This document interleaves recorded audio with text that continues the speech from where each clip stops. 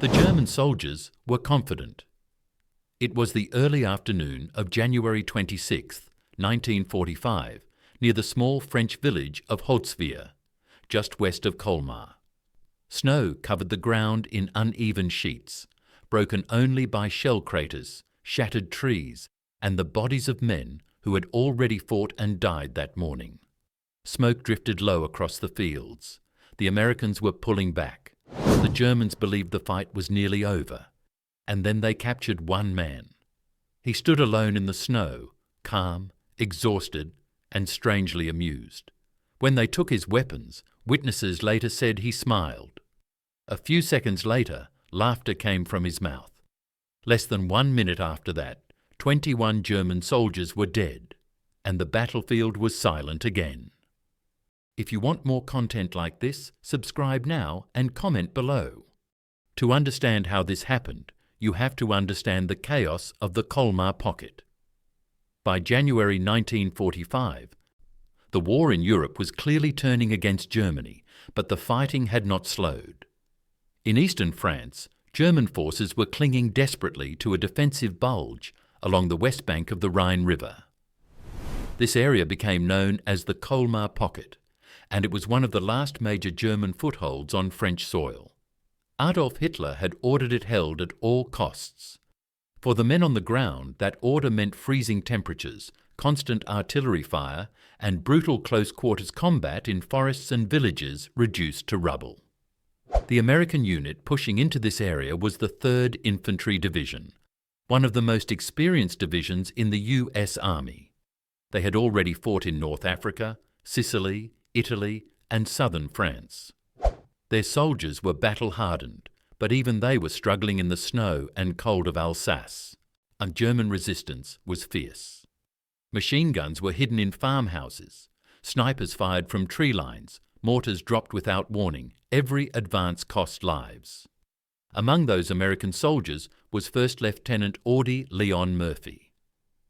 At just 19 years old, Murphy was already a veteran of multiple campaigns. He was small in stature, barely over 5'5", weighing around 110 pounds. At first glance, he did not look like someone who could survive a battlefield, let alone dominate one. But Murphy had already proven himself again and again. He had been wounded twice. He had been decorated for bravery. And he had developed a reputation for doing one thing better than almost anyone else: refusing to retreat. On the morning of January 26th, Murphy was commanding Company B of the 15th Infantry Regiment. His company had been ordered to hold a wooded area just outside Holtzwihr, while other units attempted to maneuver. The Germans launched a powerful counterattack. Infantry advanced behind tanks, supported by heavy machine gun fire. American positions were smashed. Casualties mounted fast. Murphy's company was being overrun. As German pressure increased, Murphy ordered his men to pull back to safer ground. He stayed behind alone to cover their withdrawal. This was not a heroic gesture meant for glory. It was a practical decision. Someone had to slow the German advance, or the entire company would be wiped out. Murphy grabbed a radio, an M1 carbine, and positioned himself forward of friendly lines. What happened next is one of the most intense single-man actions recorded in World War II. And German soldiers began moving through the trees in groups, confident and aggressive. They believed American resistance had collapsed. Murphy opened fire, using short, controlled bursts. Germans dropped. Others took cover. A German tank destroyer rolled forward, its machine gun blazing. Murphy climbed onto a burning American M10 tank destroyer, fully exposed, and began firing its .50 caliber machine gun directly into the advancing enemy. For nearly an hour, Murphy held the position alone. He called artillery fire onto his own location, adjusting rounds while enemy bullets snapped past his head. German infantry kept coming. Murphy kept firing. His ammunition ran low. His radio was destroyed. His carbine overheated. And eventually, the Germans closed in. By late afternoon, Murphy was wounded in the leg. He was bleeding. His weapons were nearly empty.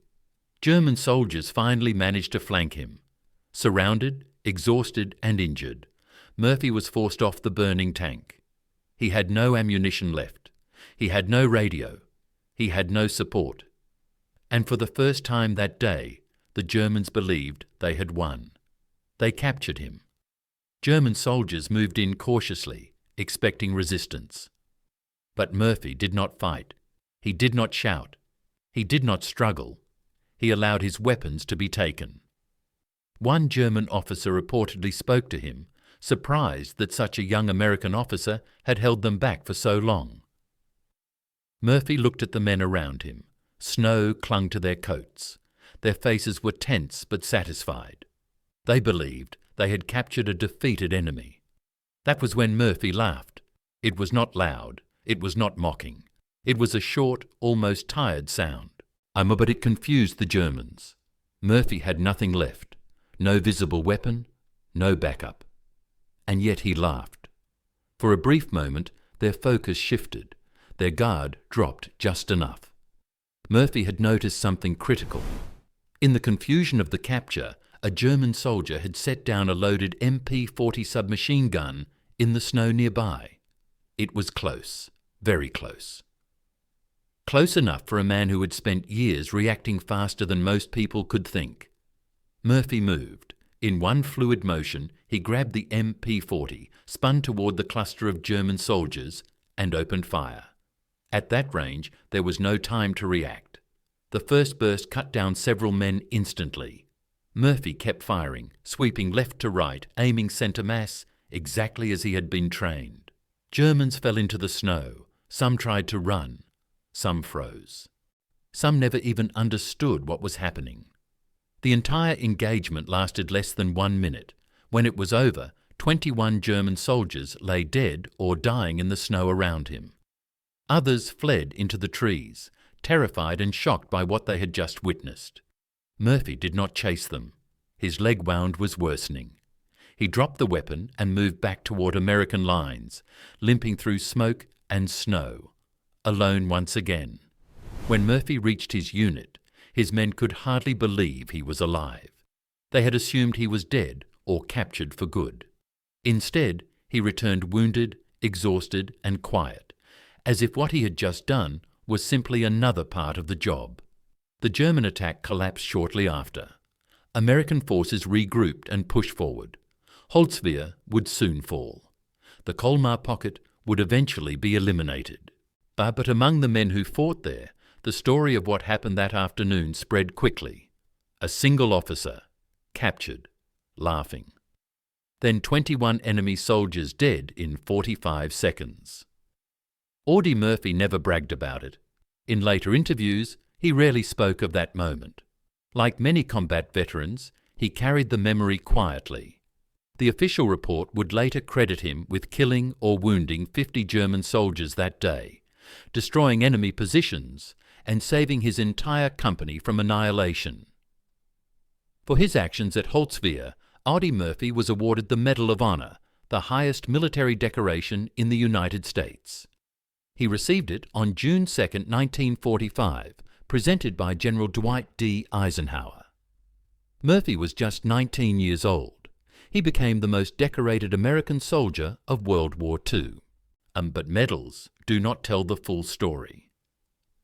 The moment when Murphy laughed after being captured was not arrogance. It was not madness. It was something deeper. It was the reaction of a man who had lived too long under constant fire, who understood how thin the line between life and death really was. In that moment, Murphy saw one last chance to survive, and he took it without hesitation. In the frozen fields near Holtzwihr, time compressed into seconds. Training met instinct. Fear met resolve. And history was decided in less than a minute. What happened after the war would be just as difficult for Audie Murphy as the fighting itself.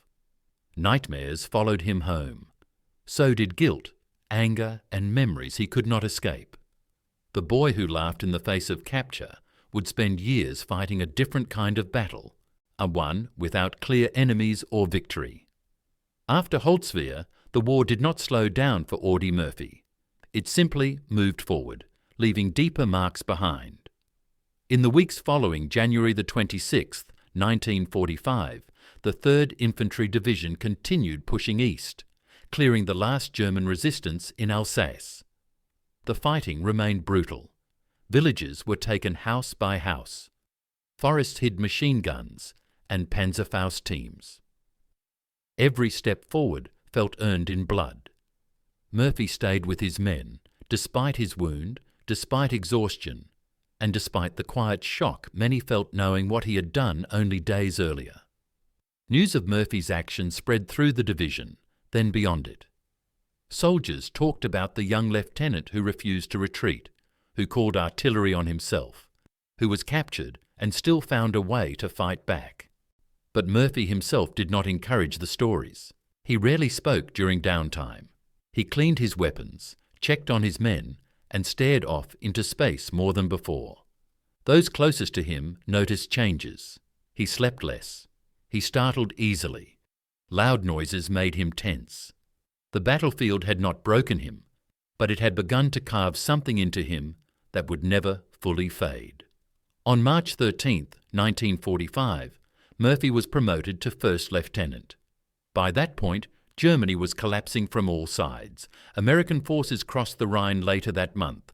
Cities fell rapidly. German units surrendered in large numbers. On May 8, 1945, Germany officially surrendered. World War II in Europe was over.